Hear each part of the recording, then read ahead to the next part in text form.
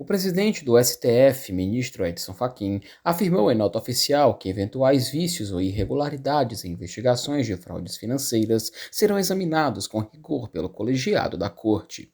Sem mencionar diretamente o Banco Master, Fachin defendeu a atuação do tribunal e ressaltou que o processo deve seguir o rito legal, garantindo que a supervisão judicial do relator, o ministro Dias Toffoli, ocorra dentro das normas constitucionais. Fachin também reagiu a pressões externas, declarando que o Supremo não vai se curvar a ameaças ou intimidações.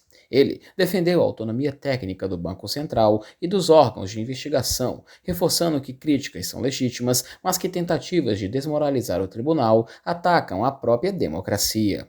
A nota conclui que o STF vai manter a pedagogia de prudência diante de qualquer tentativa de ingerência indevida.